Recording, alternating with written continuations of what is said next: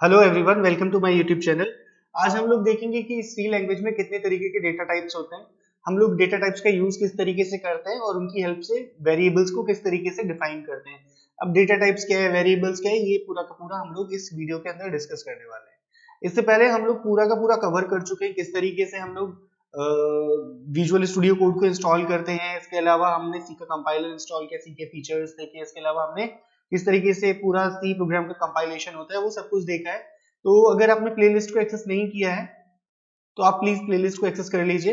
यहाँ पे सी लैंग्वेज के पूरे कोर्स को आप एक्सेस कर पाएंगे और इस प्लेलिस्ट को एक्सेस करके आप इसको बुकमार्क कर लीजिए और रेगुलरली इस पे आके वीडियोस आप चेक कर सकते हैं। आपको रेगुलरली वीडियोस मिलेंगे इस पे और सी लैंग्वेज का पूरा कोर्स इस प्लेलिस्ट में अवेलेबल है। ओके, सो अब हम लोग स्टार्ट करते हैं। देखो बेसिकली हम लोग देखते हैं कि डेटा टाइप्स क्या होता है। डेटा टाइप समझने के पहले आपको एक मैं एग्जांपल के तौर पे समझाता हूँ। आपके घर में किचन है, किचन के अंदर डिफरेंट डिफरेंट कंटेनर्स होते हैं। समझो आपके घर में 3 कंटेनर्स हैं। एक कंटेनर के अंदर आप लोग ऑयल फिल करते हो, एक कंटेनर में आप चावल रखते हो, एक कंटेनर में चीनी रखते हो। कभी ऐसा होता है क्योंकि चावल के कंटेनर में चीनी डाल दी, चीनी के कंटेनर में चावल डाल दिया, या फिर तेल के कंटेनर में मैंने चावल डाल दिया? नहीं होता है ना।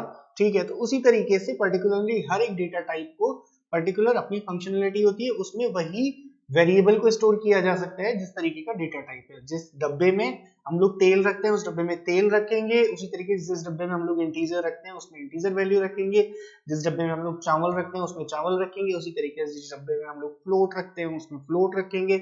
वैसे ही जिसमें चीनी रखते हैं उसमें हम लोग चीनी रखेंगे, वैसे ही हम लोग यहाँ पे जिसमें कैरेक्टर रखे हैं उसमें कैरेक्टर रखेंगे। बहुत सीधी सी बात है। अब ये इंटीजर, फ्लोट, कैरेक्टर ये सब क्या होता है ये हम लोग अभी एक बार स्टडी करेंगे पूरा डिटेल में। ठीक है, तो देखो सबसे पहले हम लोग डेटा टाइप की डेफिनेशन पढ़ लेते हैं। ये data type specifies the type of a data that a variable can store such as integer, floating और कैरेक्टर एटसेट्रा।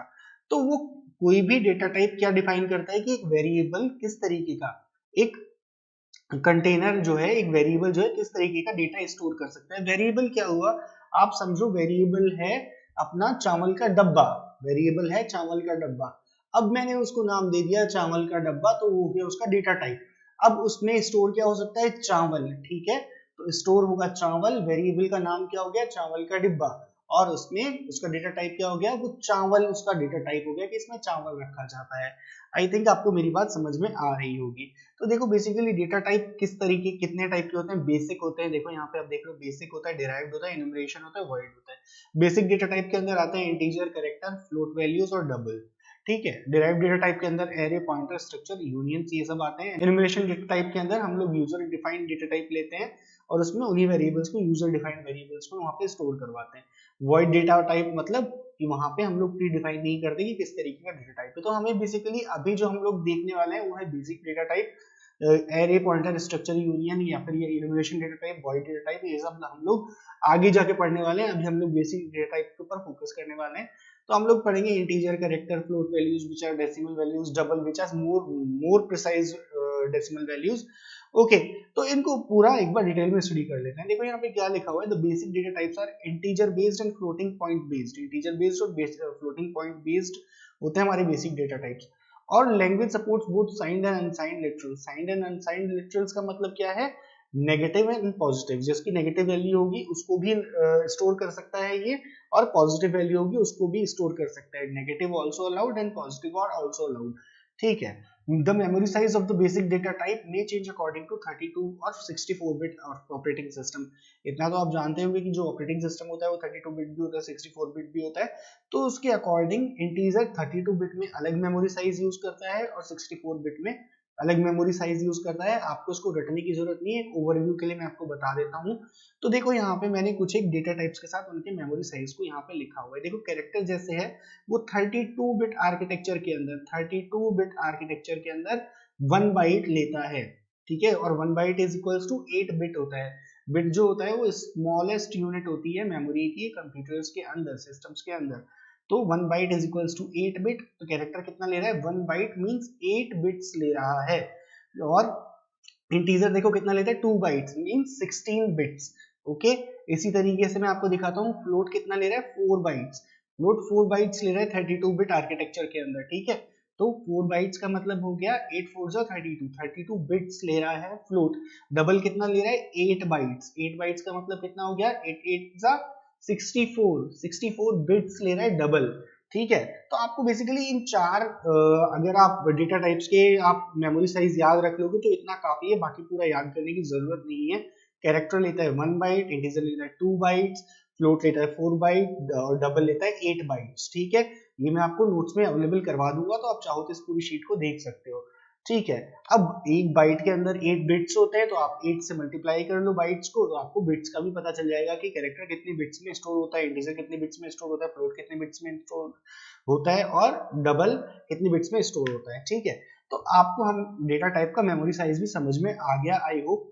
तो अब हम चलते हैं वेरिएबल्स की तरफ। वेरिएबल्स क्या होते हैं, देखो वेरिएबल की एक बार डेफिनेशन पढ़ते हैं, फिर हम लोग चलेंगे हमारे कोड एडिटर के अंदर, VS कोड एडिटर के अंदर चल के हम लोग प्रॉपर्ली देखेंगे कि किस तरीके से वेरिएबल्स को डिफाइन किया जाता है, ठीक है। तो पहले इसकी डेफिनेशन पढ़ लेते हैं एक बार। A variable is a name of the memory location, it is used to store data, its value can be change and it can be reused many times. आपको यहाँ पे डेफिनेशन क्या कह रही है कि एक मेमोरी लोकेशन का नाम होता है केवल, वेरिएबल को जो हम नाम देते हैं वो एक मेमोरी लोकेशन का नाम है, डेटा स्टोर करने के काम आता है और मेनी टाइम्स बार बार बदल बदल के हम इसको यूज कर सकते हैं। इसको प्रॉपर्ली समझने के लिए हम जल्दी से चलते हैं हमारे VS कोड एडिटर के अंदर। इस सी ट्यूटोरियल वाले फोल्डर को मैं कोड के साथ ओपन कर लेता हूं और हम लोग जल्दी से देखते हैं कि इसका मीनिंग क्या है। सो गाइज यहाँ पे हम लोग आ गए हमारे सी ट्यूटोरियल फोल्डर के अंदर, इसको हमने VS कोड एडिटर के अंदर खोल लिया है। इस पे हम एक नई फाइल क्रिएट करते हैं variables.c के नाम से, ठीक है। variables.c के नाम से मैंने यहाँ पे एक नई फाइल क्रिएट करी और यहाँ पे हम लोग ये अपना बॉयलर प्लेट कोड लिख लेते हैं, ठीक है। तो यहाँ पे बॉयलर प्लेट कोड लिखने के लिए मैं क्या करूंगा, अभी देखो यहाँ पे बॉयलर लिखा मैंने, बॉयलर प्लेट 4C आ गया। देखो मेरे को बार बार ये लिखना पड़ता था include stdio dot h int में, ये सब डिटेल लिखनी पड़ती थी, तो मैंने एक बार इसका बॉयलर प्लेट कोड बना लिया, तो मेरे को बार बार ये लिखना नहीं पड़ेगा। इसके लिए आपको क्या करना पड़ेगा, अगर आप भी बनाना चाहते हो तो आपको जाना है अपने सेटिंग गियर में, लेफ्ट साइड में सबसे बॉटम में है सेटिंग गियर पे क्लिक करो, इस पे जाओ आप कॉन्फ़िगर यूजर स्निपेट्स पे, इस पे क्लिक किया आपने, यहाँ पे आप सर्च करो c.json, तो यहाँ पे आपको सिंपल यहाँ पे c.json फाइल दिख रही है आप यहाँ पे, तो आप इसके पे क्लिक करेंगे, इस फाइल की ओपन होती है, देखो आपको ये एग्जाम्पल दिख रहा है, एग्जाम्पल के नीचे वाला पूरा पार्ट आपका कमेंट आउट होगा, तो उस कमेंट आउट को आप कमेंट हटा दीजिए उस पे से, और ये जो टेक्स्ट है आप इस टेक्स्ट का चाहें तो स्क्रीनशॉट ले सकते हैं, आप चाहें तो मैं इसको आपको कोड्स के साथ भी जो मैं PDF प्रोवाइड करवाऊंगा नोट्स की उसके साथ मैं प्रोवाइड करवा दूंगा, तो आप इसको यहाँ पे पेस्ट कर दीजिए और कंट्रोल S की हेल्प से सेव कर दीजिए, ठीक है। तो आपको बॉयलर कोड प्लेट कोड तैयार हो जाएगा। फिर आपको क्या करना है, सिंपली यहाँ पे जाएंगे आप फाइल के ऊपर और यहाँ पे आप लिख दीजिए बॉयलर और बॉयलर प्लेट 4C यहाँ पे आपको दिख जाएगा, इसको एंटर मार के आप चालू कर लीजिए, ठीक है। तो यहाँ पे मेरा बॉयलर प्लेट कोड आ गया है। तो देखो यहाँ पे हम लोग समझते हैं कि हम लोग वेरिएबल्स को किस तरीके से डिफाइन करते हैं, तो मैं मेरे नोट्स को साइड बाय साइड ओपन कर लेता हूँ और हम लोग समझना स्टार्ट करते हैं। सो गाइस देखो मैंने यहाँ पे मेरे नोट्स को साथ में खोल लिया है और यहाँ पे मेरा प्रोग्रामिंग कोड एडिटर है, ठीक है। तो यहाँ पे हम लोग अब समझना स्टार्ट करते हैं। देखो सबसे पहले क्या कहा जा रहा है, variable is the name of the memory location, it is used to store data, its value can be changed and it can be used many times. सोचो मैंने यहाँ पे एक वेरिएबल डिफाइन किया int a, ठीक है। तो मैंने यहाँ पे क्या बताया मेरे प्रोग्राम को कि एक a नाम का इंटीजर मैं यहाँ पे डिक्लेयर कर रहा हूँ और इसमें मैं कोई भी वैल्यू सेव करवा सकता हूँ। देखो मैंने यहाँ पे a को अगर मैं डिफाइन कर दूं 5, ठीक है, तो क्या हो गया, मेरे a की वैल्यू क्या हो गई 5। अब मैं यहाँ पे लिखता हूँ प्रिंट f और यहाँ पे मैं इसको प्रिंट करवा के एक बार देखता हूँ कि मैं यहाँ पे क्या दिखा रहा है, ठीक है। तो एंटर यहाँ पे मैं लिखूंगा print the value of a, ठीक है, और इसको लिखूंगा मैं %d और /n, जिससे मेरा जो लाइन है वो नेक्स्ट चली जाए, ठीक है। और यहाँ पे मैं लिख दूंगा a। अभी मेरे को यहाँ पे a की वैल्यू क्या प्रिंट होगी, एक बार मैं इसको प्रिंट करवा के देखता हूँ, ठीक है। तो इस कोड को हम लोग रन कर लेते हैं। सो गाइस जैसे मैंने इस कोड को रन करवाया तो मेरे पास a की वैल्यू क्या आ रही है 5, ठीक है। अब मैं यहाँ पे a की वैल्यू को चेंज कर देता हूँ, मैं यहाँ पे कर देता हूँ a इज इक्वल्स टू 10 और इस लाइन को मैं उठा के ले आता हूँ नीचे, ठीक है। अब मैं इसको वापस से एग्जीक्यूट करवाता हूँ, a की वैल्यू को मैंने चेंज कर दिया और यहाँ पे सेमीकोलन लगाना जरूरी है। एक बार फिर मैं इस वैल्यू को एग्जीक्यूट करवाता हूँ, ठीक है। तो देखो यहाँ पे a की वैल्यू क्या प्रिंट हुई है 10। मैंने a को पहले 5 डिक्लेयर किया लेकिन उसके बाद मैंने उसको 10 डिक्लेयर कर दिया, तो मैं इसमें बार बार वैल्यूज को चेंज कर सकता हूँ। ऐसा नहीं है कि एक बार मैंने इसको 5 डिफाइन कर दिया तो मैं इसकी वैल्यू को चेंज नहीं कर सकता, मैं बार बार इसकी वैल्यू को चेंज कर सकता हूँ। तो इसलिए यहाँ पे क्या लिखा है, it can be reused many times, bar bar use कर सकता हूँ, इसको रिप्रेजेंट करने का तरीका क्या है, टाइप, इसका टाइप लिखो यहाँ पे। अगर मैंने इंटीजर लिया है तो मैं इंट a लिखूंगा, अगर मैंने कैरेक्टर लिया है तो मैं कैरेक्टर b लिखूंगा, ठीक है। जो भी मेरा वेरिएबल का नाम हो, मैंने वेरिएबल का नाम b लिखा है यहाँ पे, और मेरा फ्लोट है तो मैं यहाँ पे फ्लोट c लिख दूंगा, ठीक है। और अगर मेरा डबल है तो मैं यहाँ पे लिख दूंगा डबल d, ओके। तो इस तरीके से मैं मेरे प्रोग्राम के अंदर मेरे वेरिएबल्स को डिफाइन करता हूँ। ये ए बी सी डी ये सब क्या है, वेरिएबल नेम्स हैं। अब देखो इसकी जगह मैं क्या कर सकता हूँ, वेरिएबल को नाम देने के लिए मैं यहाँ पे गोविंद मेरा नाम भी लिख सकता हूँ। ऐसा कोई जरूरी नहीं है कि मैं यहाँ पे ए बी सी डी इस तरीके से लिखूं, ठीक है। तो मैंने यहाँ पे मेरा नाम लिख दिया गोविंद, तो ये भी एक वेरिएबल हो जाएगा। बस इसका रूल्स क्या है वेरिएबल नेम देने के, कि आप शुरुआत में कभी भी डिजिट यूज नहीं करेंगे, या तो आप अंडरस्कोर यूज कर सकते हैं या फिर लेटर यूज कर सकते हैं। कोई डिजिट आप यूज करेंगे तो देखो ये रेड कलर से दिखा रहा है, मतलब यहाँ पे कुछ गड़बड़ है, ये गलत लिखा है मैंने, ठीक है। तो यहाँ पे अंडरस्कोर शुरुआत में, या फिर कोई लेटर यूज कर सकते हैं, इन बिटवीन आप अंडरस्कोर और लेटर कुछ भी यूज कर सकते हैं, लेकिन आप और कोई स्पेशल कैरेक्टर यूज नहीं कर सकते, दैट्स इट।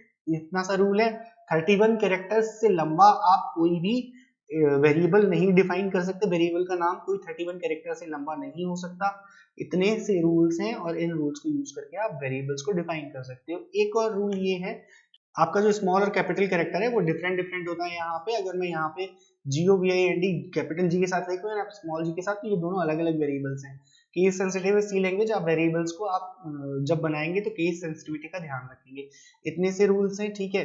अभी हम लोग डिस्कस करने वाले हैं integer, float, character and double, इनको डिस्कस करेंगे, ठीक है। Variables name in C are made up of letters, ठीक है, लेटर्स से बनेंगे, upper and lower case letter से, डिजिट्स के। और underscore character it is also भी परमिटेड, अंडरस्कोर परमिटेड है, लेटर परमिटेड है और डिजिट्स परमिटेड है, दैट्स इट।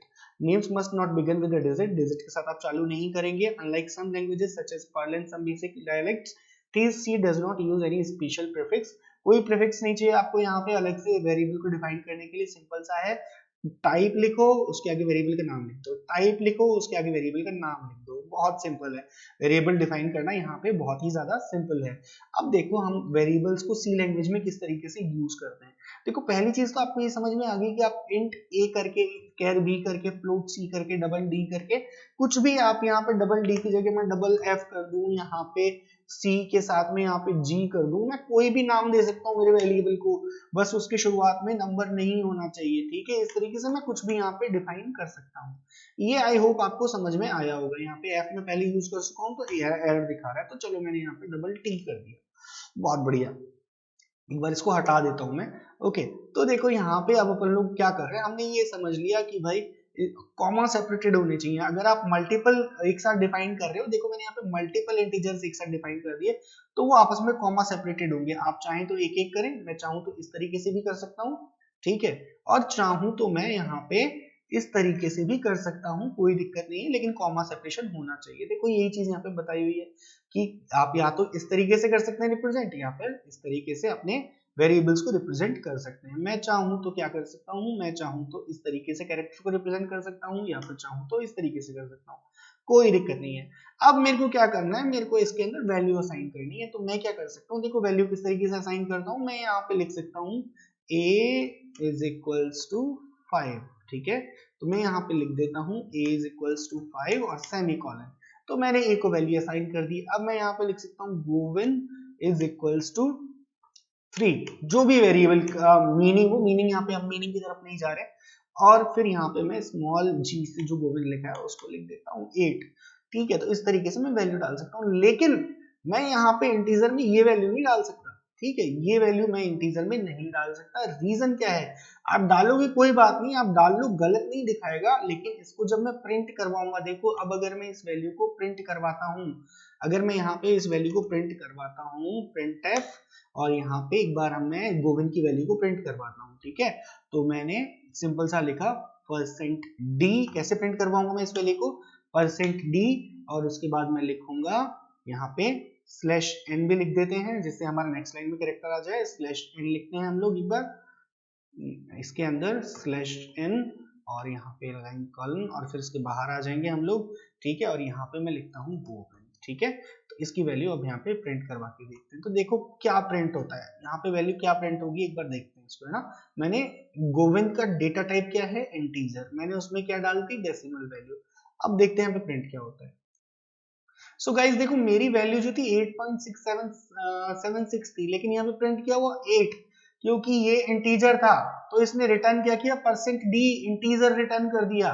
तो मेरे पास 8 ही वैल्यू आएगी, चाहे मैं कुछ भी वैल्यू इसको असाइन कर दूं, लेकिन मेरे को ये इंटीजर वैल्यू ही रिटर्न करेगा। आई होप आपको ये बात समझ में आ रही होगी, ठीक है। इसी तरीके से मैं क्या कर सकता हूं, मैंने यहाँ पे इस वैल्यू को प्रिंट करवाया। अब देखो मैं यहाँ पे कैरेक्टर बी को वैल्यू देता हूं, तो मैंने कैरेक्टर बी को वैल्यू दी, मैंने इसको वैल्यू दी, इसको मैं इस तरीके से रिप्रेजेंट करता हूं, इसको समझो मैंने वैल्यू दे दी डी, ठीक है। और मैं यहाँ पे आ गया बाहर, इसकी वैल्यू डी के बराबर हो गई, ठीक है। अब इसकी वैल्यू डी के बराबर हो गई, इसका मतलब ये नहीं कि डबल के बराबर हो गया, डी मतलब कैरेक्टर, एक कैरेक्टर, ये तो मेरा वेरिएबल नेम है, इसके बराबर नहीं हुआ ये। डी मतलब कैरेक्टर, कंफ्यूजन नहीं हो इसके लिए चलो मैं इसको कुछ और लिख देता हूँ, ओ लिख देता हूँ।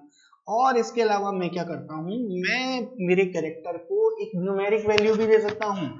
0 से 255 के बीच में मैं मेरे कैरेक्टर को एक न्यूमेरिक वैल्यू भी दे सकता हूँ। देखो मैं इसको प्रिंट करवाता हूँ, तो मैं यहाँ पे दूसरा कैरेक्टर है मेरा f, तो मैं इसको वैल्यू दे देता हूँ 134, ठीक है। न्यूमेरिक वैल्यू क्यों दे सकता हूँ, क्योंकि कैरेक्टर्स की आस्की वैल्यूज होती हैं, कैरेक्टर की आस्की वैल्यूज होती हैं, ठीक है। आस्की वैल्यूज क्या होती हैं, देखो मैं आपको बता देता हूँ, जैसे ए बी सी डी ये सब है, इसकी कुछ एक न्यूमेरिक वैल्यूज आस्की यूनिट्स में होती है, ठीक है। तो उन वैल्यूज को हम लोग यहाँ पे लिख सकते हैं। अब देखो हम लोग प्रिंट करवाते हैं दोनों को, तो यहाँ से मैं इसको कॉपी कर लेता हूँ, कॉपी करके इसको ले आते हैं नीचे, यहाँ पे मैं इसको प्रिंट कर दूंगा, ठीक है। और 2 बार प्रिंट करवाते हैं। अब देखो जब मैं कैरेक्टर को प्रिंट करवाता हूँ तो मैं उसकी जगह लिखता हूँ %c, ठीक है। यहाँ पे मैं लिखूंगा %c, और यहाँ पे मुझे क्या प्रिंट करवाना है, यहाँ पे मेरे को प्रिंट करवाना है बी कैरेक्टर प्रिंट करवाऊंगा, जिसको मैंने बी से रिप्रेजेंट किया हुआ है, ठीक है।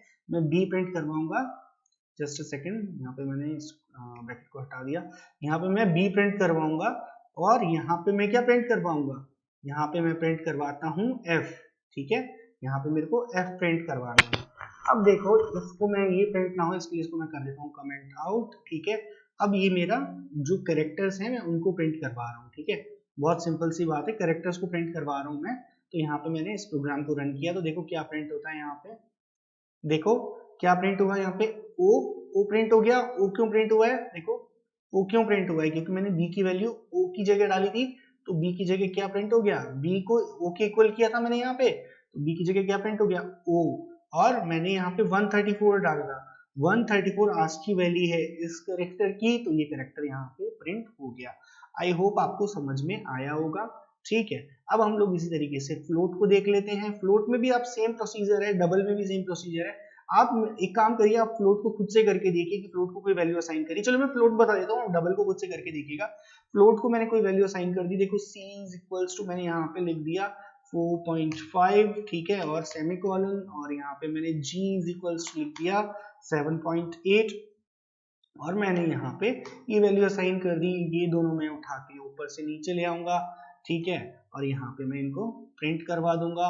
और जब मैं फ्लोट को प्रिंट करवाता हूँ तो मैं %c की जगह लिखता हूँ %f, ठीक है। जब मैं फ्लोट को प्रिंट करवाता हूँ तो क्या लिखता हूँ, %f, इन दोनों को मैं कर देता हूँ कमेंट आउट, बहुत ज्यादा ऊपर तक कमेंट आउट हो गया, ठीक है। इन दोनों को मैं कर देता हूँ कमेंट आउट, ठीक है। कमेंट आउट करने के लिए मैं कंट्रोल+// का यूज करता हूँ, या फिर इस तरीके से 2 स्लैशेस आप किसी भी लाइन के आगे लगाएंगे तो वो कमेंट आउट हो जाएगा, मैंने आपको पहले भी बताया हुआ है, ठीक है।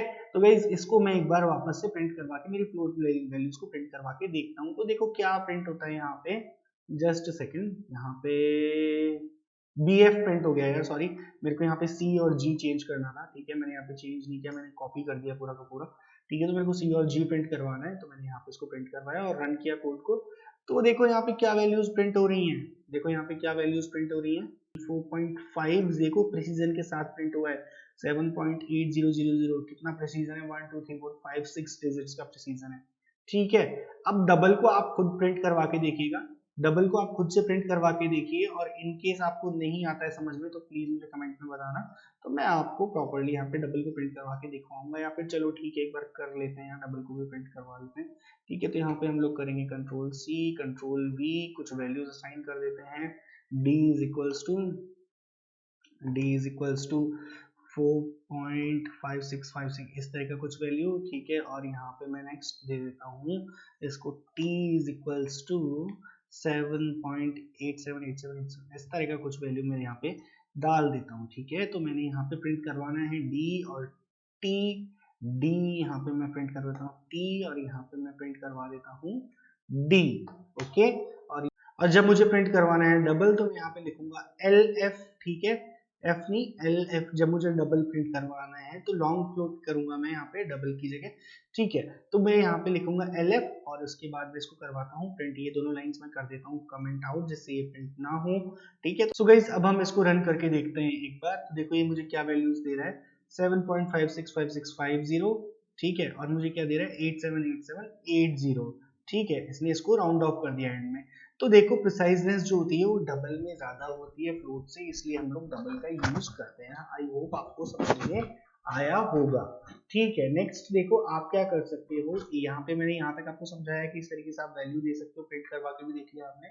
अब आप डायरेक्टली यहाँ पे इस तरीके से भी रिप्रेजेंट कर सकते हो। कैसे, जैसे मैंने यहाँ पे int a is equals to, मैंने यहाँ पे लिख दिया int a is equals to 7, तो मैं यहाँ पे भी इसको डिफाइन कर सकता हूँ, कोई दिक्कत नहीं है। ठीक है, यहाँ पे गोविंद इज इक्वल्स टू मैं यहाँ पे डिफाइन कर दूं 9, तो कोई दिक्कत नहीं है।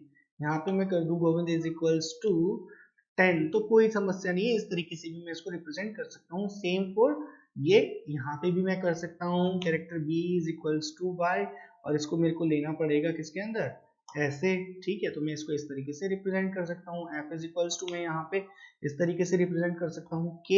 ठीक है, कुछ भी वैल्यू मैं दे सकता हूँ इनको यहाँ पे इस तरीके से रिप्रेजेंट करने में भी कोई दिक्कत नहीं है। ठीक है, अब देखो मैं क्या कहता हूँ, यहाँ पे मैंने इस तरीके से तो रिप्रेजेंट कर लिया, ये भी आपको समझ में आ गया।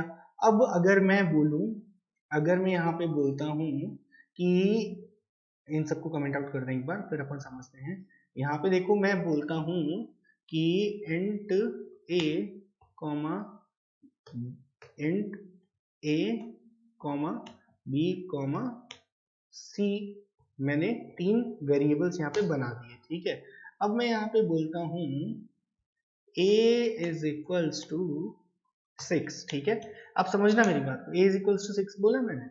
अब मैं बोलता हूँ b is equals to a। ठीक है, यहाँ पे मैंने ये बोल दिया, और अब मैं बोल दूं c is equals to b। ठीक है, कोई दिक्कत नहीं है इसमें। अगर मेरे को सेम वैल्यू असाइन करनी है तो मैं इस तरीके से असाइन कर सकता हूँ, और मैं अगर इसको प्रिंट करवा के देखना चाहूँ तो मैं बोलूंगा यहाँ पे प्रिंट f। ठीक है, और यहाँ पे लगाऊंगा मैं इस तरीके के कॉलम्स, और फिर मैं यहाँ पे एक बार लिखता हूँ %d। अब देखना मैं क्या प्रिंट करवा रहा हूँ, %d comma %d comma %d slash n, सब जगह स्लैश n ले लेंगे एक बार। स्लैश n सब जगह ले लेंगे तो न्यू लाइन कैरेक्टर हर जगह आ जाएगा, तो वो ज्यादा अच्छा रहेगा। ठीक है, तो देखो यहाँ पे स्लैश n ले लेते हैं हम लोग सब जगह। ठीक है, इजी हो जाएगा हमारे समझने के लिए। अब देखो मैं प्रिंट क्या करवाना चाह रहा हूँ, मैं प्रिंट करवाना चाह रहा हूँ a comma b comma c, मैं अलग अलग वैल्यूज इनकी प्रिंट करवाना चाह रहा हूँ अलग अलग लाइंस में। बहुत ही सिंपल है, यहाँ पे मेरे को लगाना पड़ेगा एक कॉमा। ठीक है, तो यहाँ पे मैं इसको प्रिंट करवा के देखता हूँ कि मुझे क्या आउटपुट मिलता है। देखो और कोई प्रिंट लाइन तो एक्टिवेट नहीं है। ओके, ये मैं कमेंट आउट कर देता हूँ एक बार। ठीक है, ये मैंने कमेंट आउट कर दिया। अब इसको मैं एक बार इस लाइन को प्रिंट करवा के देखता हूँ क्या प्रिंट होता है। ठीक है, सो गाइस जैसे ही देखो मैंने इसको प्रिंट करवाया है तो क्या प्रिंट हुआ है यहाँ पे 6, नेक्स्ट लाइन में फिर 6, फिर नेक्स्ट लाइन में 6, मतलब a की वैल्यू 6 थी जो कि b को असाइन हो गई, फिर b की वैल्यू किसको असाइन हो गई, c को असाइन हो गई। तो बहुत सिंपल है, मैं इस तरीके से भी रिप्रेजेंट कर सकता हूँ। या फिर मैं क्या कर सकता हूँ, यहाँ पे a is equals to b is equals to c is equals to 9। ठीक है, अब देखो अब क्या प्रिंट होगा, अब देखते हैं हम लोग अब क्या प्रिंट होता है। ठीक है, क्योंकि मैंने इन सब के बाद में इसको लिखा है तो ये इफेक्टिव होगा। ये बेसिकली सी लैंग्वेज जो है वो बहुत ज्यादा इफेक्टिव है इसके सीक्वेंस पे। जो सीक्वेंस बाद में आएगा वो इफेक्टिव होगा, प्रीवियस सीक्वेंस को ये रोल आउट कर देता है। तो देखो अब क्या प्रिंट हुआ है, 999 प्रिंट हुआ है ना। मतलब ए और बी और सी तीनों को सेम वैल्यू असाइन हो गई। आई होप कि यार आप लोगों को वेरिएबल में इस तरीके से असाइनमेंट वैल्यूज का समझ में आया होगा और आपको प्रॉपर्ली वेरिएबल्स को बनाना, डिफाइन करना, ये सब चीजें समझ में आई होंगी। ये सब कोड मैं प्रॉपर्ली आपको नोट्स के साथ प्रोवाइड करवा दूंगा। आई होप आपको पूरा का पूरा कोड भी समझ में आया होगा कि मैं यहाँ पे कर क्या रहा हूँ, ठीक है। और आपको नोट्स भी पूरे अवेलेबल हो जाएंगे। आई होप आपको वेरिएबल्स और डेटा टाइप्स में अच्छे से समझा पाया हूँ। सो गाइज मिलते हैं नेक्स्ट वीडियो में। हम लोग देखेंगे हमारे सीके टोकन्स को, ठीक है, जिसमें कीवर्ड्स, वेरिएबल्स वगैरह सब कुछ रहेगा। तो हम लोग उसको एक बार स्टडी करेंगे और फिर हम लोग प्रॉपर्ली प्रोग्राम्स बनाएंगे, ठीक है। आई होप आपको वेरिएबल्स बहुत अच्छे से समझा दिया है मैंने और कभी नहीं भूलने वाले हो आप। सो गाइज आप ये थोड़ा सा खुद से अपने लैपटॉप में अपने वीएस कोड एडिटर के अंदर करके देखना, इस तरीके से वैल्यूज असाइन करके जैसे मैं आपको बता रहा हूँ, तो आपको अच्छा लगेगा, आपको फील गुड आएगा, ठीक है। और जो कोड आप रन करवाना चाहते हो ना, उसके अलावा बाकी सब कमेंट आउट कर दिया करो आप सिंगल फाइल के अंदर। अगर आप प्रैक्टिकल कर रहे हो तो ना, प्रैक्टिस कर रहे हो तो बाकी सब कमेंट आउट कर दिया करो, कंट्रोल+// की हेल्प से आपको इजी हो जाएगा, ठीक है। सो गाइज मिलते हैं नेक्स्ट वीडियो के अंदर। हम लोग मिलेंगे और देखेंगे कि किस तरीके से सी लैंग्वेज में टोकन्स काम करते हैं। टिल देन अपना ध्यान रखो, बहुत अच्छे से रहो, keep programming, keep learning. Bye bye, thanks a lot guys.